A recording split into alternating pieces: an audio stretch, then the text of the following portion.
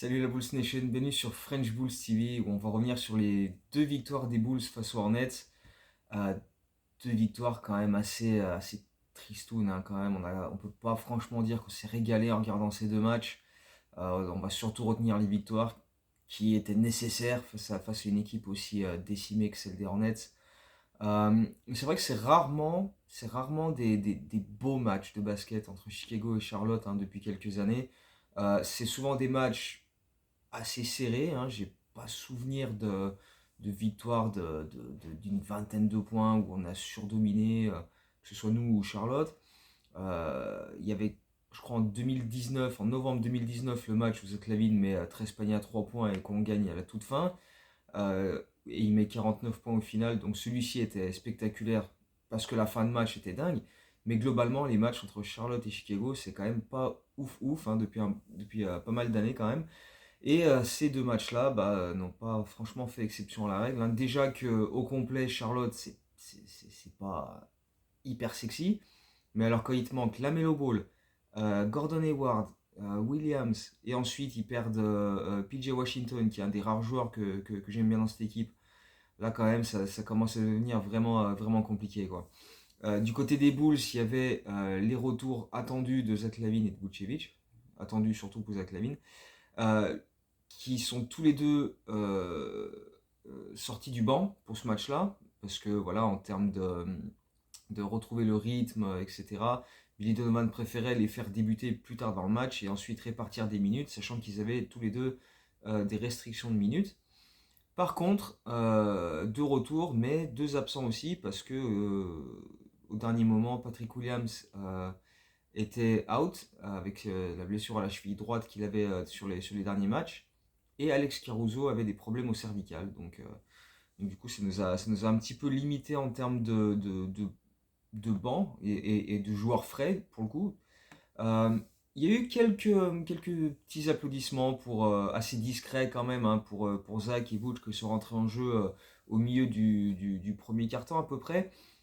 Le problème, alors c'est pas forcément leur faute, mais leur entrée en jeu correspond à une période d'à peu près 3 minutes où les Bulls ont plus mis un seul panier alors qu'on avait débuté de manière relativement correcte, enfin pas folle non plus, hein, parce que bon, c'était pas dingue, mais voilà, pendant 3 minutes, on a loupé pas mal de shoots, avec notamment Vooch, son premier shoot, c'est un lay-up main gauche à 2 mètres du cercle, il le fout à côté. On a perdu plusieurs ballons, avec notamment Zach Levine qui fait un marché, enfin bref, c'est pas que eux, mais c'est vrai qu'à cette période-là, c'était pas terrible et enfin, de toute façon, c'était un peu tout le long de ces deux matchs un petit peu tristoun de toute façon. Donc voilà, c'était pas très rythmé, c'était pas forcément euh, très enthousiasmant. On va retrouver ça dans le deuxième quart-temps de ce match-là, où le score pendant quasiment 3 minutes va pas bouger, ça va être 30-29 pour les Bulls. Et même quand les Bulls vont finir par mettre un ou deux paniers, Charlotte pendant 6 minutes, silence radio, il n'y a plus personne, il n'y a pas un panier qui est rentré. C'était vraiment voilà, pas d'énergie, pas de rythme, ça allait à 2 à l'heure, c'était pas mal haché avec des fautes. Euh, Juste quelques fulgurances par-ci par-là, il y avait notamment une interception avec Kobe White qui lance la balle devant pour Zach Levine qui va claquer un dunk en transition, où là tu te rends compte qu'il a toujours un peu de peps. Mais voilà, c'était quand même franchement tristoun. On a vu peut-être, allez, en deuxième mi-temps, un petit peu plus de défense, un petit peu plus de contest près du cercle, quelques contres, des interceptions pour aller filer de l'autre côté et ça a permis de retrouver un petit peu de rythme et un petit peu plus d'adresse, avec quelques paniers à 3 points à ce moment-là, dont deux pour Dalen Terry, qui, autant le dire tout de suite, a été excellent sur ce match-là. C'était la première titularisation de sa carrière au jeune Dalen Terry et encore une fois, comme un peu sur les derniers matchs, il a fait des belles choses. Alors, pas au niveau des stats, hein, il n'a pas fait des matchs à 20 points, 12 rebonds, 8 passes, que sais-je. Il a fini à, je crois, quelque chose comme 8 points, 4 passes décisives. Mais voilà, sa défense surtout, parce que comme on dit à chaque fois avec Terry, il est capable de remplir la feuille de stats, mais c'est pas vraiment là que tu mesures l'impact qu'il a sur les matchs et sa défense a été très très bonne encore une fois avec ses mains actives, avec son placement, avec un peu de physique. Et puis après il s'est fait plaisir balle en main, il y a eu une belle transition où il part, il fait une passe dans le dos pour Zach Lavine qui met un lay-up, donc c'était spectaculaire aussi. Donc lui il a fait son match comme il fallait. Le problème, c'est que Charlotte reste au contact avec deux joueurs offensivement qui sont capables d'alimenter le scoring et les autres regardent. C'est Rosier et Bridges. Les autres, franchement, personne d'autre côté Charlotte n'a apporté un quelconque danger, mais ces deux-là, des 3 points, des N1, etc., des drives dans tous les sens. Voilà. Et encore plus avec la sortie de PJ Washington juste avant la mi-temps. Donc du coup, ces deux-là ont bombardé, sachant que Rosier était à 0 points à la pause. Et par contre, derrière, il s'est mis à enchaîner. Et en fait, il aura fallu attendre le quatrième quart pour vraiment creuser l'écart dans ce match-là. Et avec là, pour le coup, une bien meilleure circulation de balles, beaucoup plus d'adresse et des tirs ouverts qui étaient bien emmenés dans le flot de l'attaque. Et puis aussi, voilà, quelques passages défensifs où on a pu créer des transitions avec DeRozan, avec Kobe White. Aussi avec Terry Taylor qui a fait des passages relativement intéressants. Euh, à ce moment-là, on prend 21 points d'avance alors qu'on était constamment à plus 8, plus 10, grand max sur les trois premiers quarts-temps. Charlotte était toujours un petit peu au contact, revenait à 5 points par-ci par-là. Donc là, on a mis un gros écart et cette fois-ci, ça a semblé être l'écart définitif. Au mieux, ils sont revenus à 13 points derrière Charlotte, mais voilà, Vucevic a conclu la soirée avec un énorme dunk, un peu similaire à celui qu'il avait mis contre Minnesota l'année dernière en double prolongation. Et du coup, on s'impose de 13 points, 104-91. Euh, une victoire qui fait du bien, parce que bon, c'est la première de 2024, hein, vu qu'on avait perdu lors du back-to-back à l'extérieur Philadelphie et New York. Et puis donc, c'est des retours intéressants pour Vucevic et Zach LaVine. Euh, qu'on a vu, donc Zach LaVine assez impliqué en défense au départ, avec des mains actives. Il a joué en physique en 1 contre 1 sur son vis-à-vis. Euh, un petit peu plus hésitant en attaque. Parfois, il était un peu genre, je refuse le shoot pour voilà, essayer de trouver quelqu'un de démarqué, impliquer les autres, essayer de faire vivre l'attaque, pas voilà, stopper les actions, rester balle en main pendant 5-6 secondes, puis prendre un shoot. Il a essayé un petit peu, et puis après, au fil des minutes, il a mis un petit peu plus de points. Il a fini avec 15 points, 6 sur 11, 5 rebonds, 4 passes, voilà. Mais tu sens quand même que voilà, il a claqué un bon petit dunk aussi, on l'a dit, sur une transition en première mi-temps. Donc, des flashs par-ci par-là. Sur la durée, c'était pas ouf, ouf, mais tu sens quand même que bah, il a quand même manqué 5 semaines, donc il a besoin de reprendre un peu de rythme. Mais voilà, il y a eu des flashs par-ci par-là. Et puis défensivement, il était impliqué et appliqué. Et c'était plutôt intéressant. Vucevic aussi, un petit peu dans le même délire. Il est monté en puissance au fil des minutes. Parce que quand il est rentré, il n'était pas forcément très entreprenant. Il a loupé un lay-up tout cuit. Il a loupé un 3 points ouvert. D'ailleurs, les deux joueurs font 1 sur 5 à 3 points chacun. Donc au niveau de l'adresse, c'était pas terrible de loin. Et c'était beaucoup des shoots très courts. Et c'est typique de quand tu es soit fatigué ou en manque de rythme. Et bah voilà, ça s'est vu quoi, de toute façon. Donc il va leur falloir un petit peu de temps, même si Vucevic a manqué beaucoup moins de temps que Zach LaVine. Et c'était pas une blessure aussi importante. Mais voilà, il va lui falloir un petit peu de temps. Et c'est pour ça que les deux ont démarré sur le banc sur ce match-là. Euh, un autre joueur sur lequel je voulais revenir sur ce match-là, c'est Kobe White, parce que même si tu sens qu'il est éclaté, mais ça se voit, il est éclaté dès qu'il y a un temps mort, dès qu'il y a un arrêt de jeu, il a les mains sur les hanches, il a la tête baissée, il reprend son souffle. Dès qu'il peut être loin du ballon, il est là, genre, foutez-moi la paix 2 minutes. Il a quand même signé 22 points, 7 sur 12 au shoot, 3 sur 6 à 3 points, 5 sur 6 au lancer, 10 rebonds, ce qui égale un record en carrière pour lui, 6 passes décisives. Donc il avait quand même à cœur face à l'équipe pas sa ville natale, parce qu'il n'est pas né à Charlotte, mais pas loin, il est né en Caroline du Nord à Greensboro. Il voulait quand même se montrer, et puis surtout, il a établi, enfin, il n'a pas établi un record, mais il est devenu sur ce match-là le quatrième all-time de l'histoire des Bulls au nombre de 3 points réussis, parce qu'il a dépassé Scottie Pippen, et donc il avait, avec 666 paniers à 3 points, pris la quatrième place devant Scottie Pippen. Donc maintenant, devant lui, il n'y a plus que Ben Gordon, Zach LaVine et Kirk Henry. Euh, mais voilà, lui il fallait en parler pour ça, mais c'est clair qu'il faut aussi dire qu'il mène encore la NBA en minutes disputées, et ça se voit, il est éclaté, il n'en peut plus. Mais un petit peu toute l'équipe, et c'est ce qu'on disait la dernière fois, avec les effectifs réduits, avec les absents qu'il y a eu dernièrement, Torrey Craig, il manquait Vooch, il manquait Lavine, il fallait que les autres compensent, mais voilà, tu avais quand même des rotations réduites à 9 joueurs et c'était pas évident. Et puis on était quand même l'équipe à ce moment-là qui avait disputé le plus de matchs en NBA. Là, il n'y a que Denver qui en a disputé plus que nous. Donc voilà, il fallait du repos et là ça tombait bien. On avait joué donc vendredi face à Charlotte et on avait samedi, dimanche, tranquille, même si bon, il y avait évidemment un entraînement le dimanche avant de partir à Charlotte. Mais voilà, ça a permis un petit peu de souffler. Et comme en plus, donc le lundi à Charlotte, tu as les retours de Patrick Williams et de Caruso. Et même si Zach LaVine était un petit peu annoncé incertain jusqu'au bout, finalement il était là. Donc tu avais tout le monde à part Torrey Craig. Tu viens de bénéficier de 2 jours de repos. Charlotte, eux, ils sont toujours autant décimés parce qu'il n'y a pas de retour pour Lamelo, pour Gordon Hayward, pour Williams, pour PJ Washington, Martin aussi qui loupe le match. Normalement, tu te dis, ça va le faire quand même. Tu es quasi au complet, tu récupères du monde. Là, c'est le moment de. Et bah, ça n'a pas été aussi simple que ça. On a quand même méchamment, méchamment galéré sur ce match-là, qu'on a fini par gagner, mais il a quand même fallu aller en prolongation, ce qui aurait jamais dû arriver, parce qu'honnêtement, la prestation qu'on a fournie était d'une dégueulasserie assez incroyable. Encore une fois, hein, les Charlotte contre Chicago, c'est rarement des beaux matchs. Et celui-ci, on l'a plutôt bien débuté, hein, avec une circulation de balle quand même assez fluide.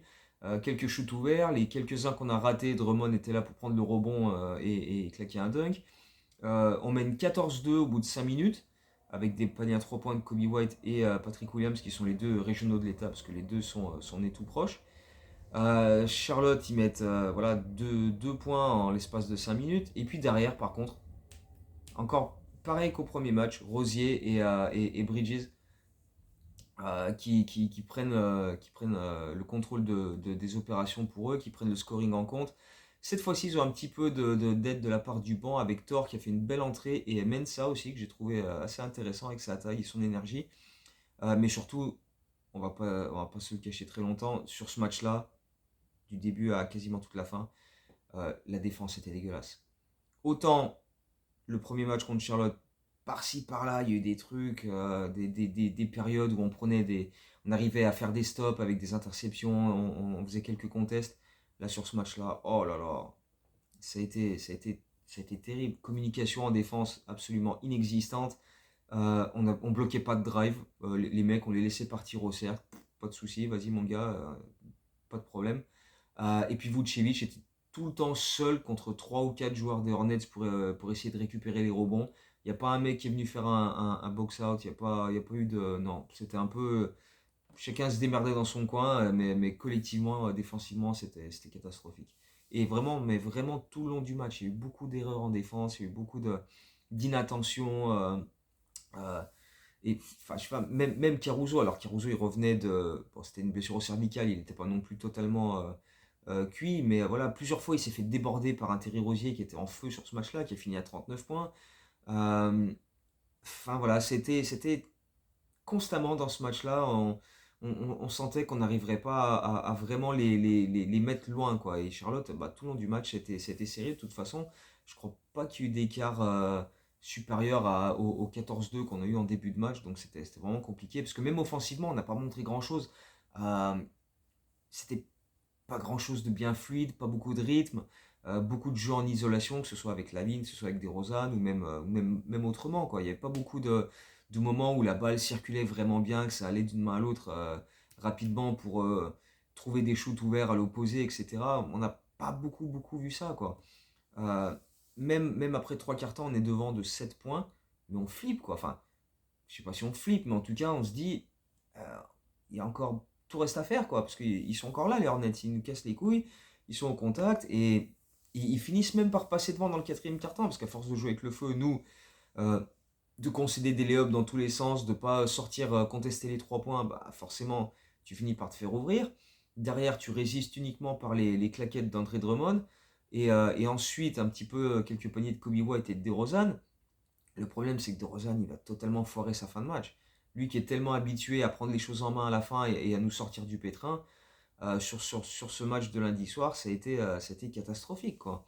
On menait 107-102 à 2 minutes 40 de la fin, 2 minutes 45 de la fin, et derrière, on n'a pas mis un seul point. Avec notamment DeRozan qui loupe un mid-range, qui fait une passe totalement loupée, qui drive ligne de fond et qui envoie un shoot au-dessus du panneau en prétextant qu'il y a une faute qui est jamais sifflée.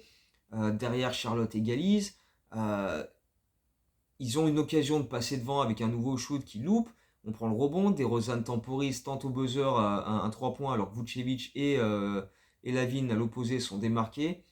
Et ça rentre pas. Donc bref, il a pas pris les bons choix sur cette fin de match DeRozan. Il nous a tellement sauvés que la balance où il nous sauve et la balance où il foire, bah, elle est quand même, tu vois, elle penche quand même beaucoup d'un côté.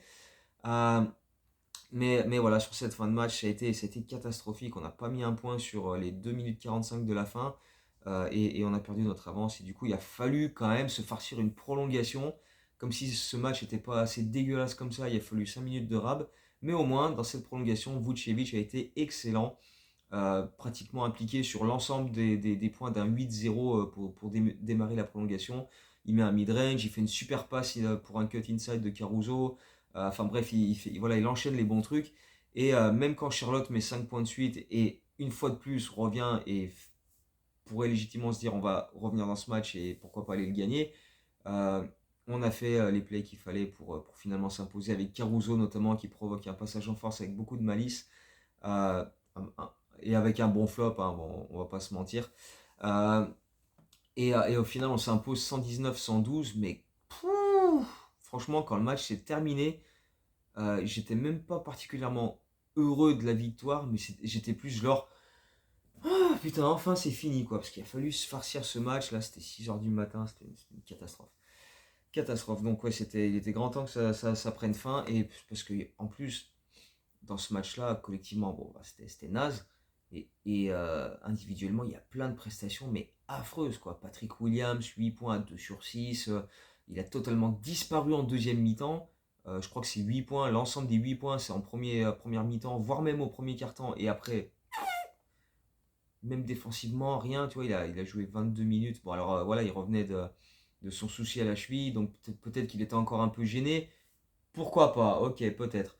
Caruso, pris de vitesse plein de fois en défense, pas toujours, voilà, faire des fautes un peu bêtes, pas forcément dans le rythme. Après, il essaie souvent de rattraper les conneries des autres, et Dieu sait qu'il y en a eu, donc forcément, ça lui fait du boulot en plus. Mais bref, c'était pas terrible. Globalement, en dessous, DeRozan, on l'a dit, il a foiré sa fin de match. Zach LaVine, autant le premier match, défensivement, il était appliqué, il essayait de faire des trucs. Le deuxième match, plus rien. Terminé. Il a fait, allez, je fais semblant le premier match, mais là, le deuxième, non, non, c'est bon, quoi. Donc voilà. Il a refusé pas mal de shoots et en plus ceux qu'il a pris il les a loupés, hein. Il a fini à 2 sur 8 avec 9 points. Javon Carter, quasiment pas vu, je sais même pas s'il a joué 5 minutes. Terry il a joué peut-être 8-9 minutes, donc il a déjà perdu beaucoup de temps de jeu avec les retours de Lavine et de Caruso dans le line-up. Donc voilà, ça fait quand même beaucoup de joueurs avec des prestations assez tristounes sur cette rencontre. Et pour contrebalancer, il faut évidemment parler de ceux qui ont fait des gros matchs. J'ai trouvé un Vucevic très très très très fort sur ce match-là. Et Drummond aussi, donc les deux ont su profiter du manque de taille, de puissance et d'impact physique des Hornets, hein. Parce qu'on a parlé de Mensah et de Thor, mais voilà, c'est pas des titulaires, c'est pas des mecs qui jouent beaucoup. Et voilà, globalement, Charlotte manque quand même de taille et d'impact. Et bon, nos intérieurs ont su en profiter. Kobe a sorti un bon match aussi. Et puis Ayo Dosunmu est un des rares benchers, et avec Vucevic, parce que Vucevic est sorti du banc aussi sur ce match-là. Voilà. Mais voilà, ces quatre-là, ouais, mais le reste, par contre, waouh, waouh, il y a quand même beaucoup plus de négatifs que de positifs à retenir de leur prestation sur ce déplacement à Charlotte, qui est une rare victoire à l'extérieur, mais enfin, j'ai envie de dire, encore heureux qu'on gagne à Charlotte, parce que putain, et encore, tu vois, malgré toutes les circonstances, hein, ça a failli pas le faire. Donc, clairement, clairement, si ce soir contre Houston, on joue de la même manière qu'on a joué lundi à Charlotte, c'est même pas la peine. C'est même pas la peine. Parce que Houston, c'est jeune, c'est dynamique, ça défend dur. Ils sont dans les meilleurs defensive ratings de la ligue. Şengün à l'intérieur. Alors là, autant Charlotte, hein, le secteur intérieur, Drummond et Vucevic, ils pouvaient s'amuser à faire des double-doubles comme ils voulaient. Là, Là, le secteur intérieur de Houston avec Şengün et avec Jabari Smith, oh là là, oh là là, j'ai pas hâte. J'ai vraiment pas hâte. Ils vont nous mettre une misère. Puis si avec eux, parce que Van Vliet, il est en feu complet. Euh, je sais pas si Dylan Brooks est là ou pas, mais s'il est là, il va casser les couilles à tout le monde de toute façon. Enfin, en tout cas, Houston est une équipe qui est quand même sur une bien meilleure dynamique cette saison que l'année dernière. heureusement pour eux d'ailleurs. Ils sont, là j'ai pas vérifié depuis dimanche, mais ils étaient en bilan positif, ils étaient dans les équipes du play-in à l'ouest, donc ils ont quand même une dynamique intéressante et plein de jeunes qui progressent de manière assez intéressante. Donc on le sait, on l'a dit plein de fois cette saison et l'an dernier, les équipes dynamiques en général, ça nous bouscule, ça nous casse bien les couilles et on a du mal à vraiment contenir la fougue de ces équipes-là. On l'a réussi cette année face à San Antonio. Houston, ils nous ont battus l'année dernière et l'année d'avant, donc grosse méfiance, grosse méfiance. Je pars pas serein sur ce match-là, surtout après les deux prestations qu'on a vues contre Charlotte, où honnêtement, voilà, on va juste retenir les deux victoires parce que ce qu'on a vu en termes de basket, c'était franchement triste. Donc voilà, bah ma foi, ça reste mine de rien deux victoires qui en plus nous permettent de monter au classement parce qu'on est désormais 9e à l'Est, donc dans le play-in. Brooklyn est 10e, Brooklyn qui joue à Paris ce jeudi soir face à Cleveland. Toujours l'occasion de se rappeler de bons souvenirs du match de l'an dernier de la part de nos Bulls à Paris. Mais voilà, après, bah, on va voir comment ça va se goupiller, parce qu'il y a quand même déjà un écart avec le 8e qui est New York, je crois, qui a un bilan pratiquement en positif, ou même en positif. Nous, on est désormais à 17-21, donc je crois qu'on n'a pas été aussi proche d'un bilan positif depuis bah, le début de saison, tout simplement. Donc voilà, mine de rien, on continue de gratter un petit peu, et puis bah, voilà, comme on a un calendrier sur le papier qui est plus simple. Là, avec Houston, bon, ceci dit, on a un back-to-back Golden State San Antonio. Après tu as Cleveland dans pas longtemps non plus. Donc, on n'est pas dans une position où on peut se dire, c'est vrai, c'est des matchs qu'on va gagner tranquille, parce qu'on est en 17-21 et vu ce qu'on a montré en termes de basket en 2024 jusqu'ici, les 4 matchs là, c'est quand même pas folichon. Donc, il va falloir mettre un gros coup de collier en termes de jeu collectif et se reprendre parce que jusqu'ici, c'est pas terrible. Donc voilà, on va observer ça et puis ben voilà, on va faire des vidéos après pour parler de tout ça. Je pense qu'on va se retrouver vendredi pour parler du match de cette nuit en Chicago-Houston, en espérant une victoire et que Şengün et Jabari Smith nous défoncent pas trop, mais ça fait un peu peur quand même. Donc voilà. D'ici là, portez-vous bien et à très bientôt. Ciao, Bulls.